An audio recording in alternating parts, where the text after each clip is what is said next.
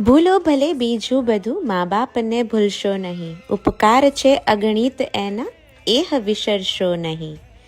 અમે નાના હતા અને સ્કૂલે નોટપેન લઈને જતા અને જેવી નોટબુક ખોલતા એટલે પહેલાં જ ડાબી બાજુના પુઠ્ઠા પર આ કવિતા પહેલાં ખુલતી.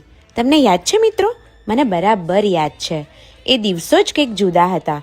સ્કૂલમાં જતા અને પપ્પા સવારમાં સાયકલ પર બેસાડીને સ્કૂલે મૂકી આવતા અને સ્કૂલે જઈને પહેલાં જ પીરિયડથી રાહ જોતા કે ક્યારે રિસેસ પડે. મમ્મીએ આજે નાસ્તાના ડબ્બામાં શું ભર્યું હશે અને રિસેસમાં બધા જ મિત્રોને ગર્વભેર કહેતા મારી મમ્મીએ બનાવ્યું છે. આ તો થઈ નાનપણની વાતો. હું તો ખોવાઈ ગઈ બાળપણમાં.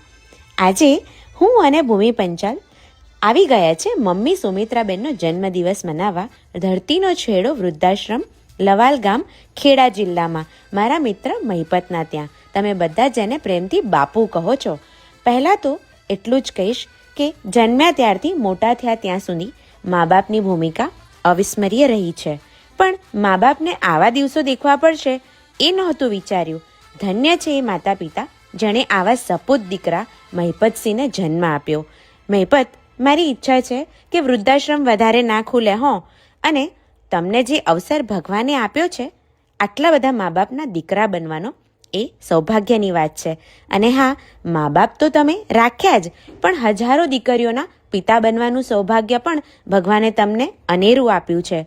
આવો આપણે પણ મહિપતસિંહ બાપુને મદદરૂપ થઈને સમાજના આવા તારલાને રોશન કરીએ અને ઈશ્વર તમને ખૂબ આગળ વધારે એવી અમારી શુભેચ્છા. જય હિન્દ.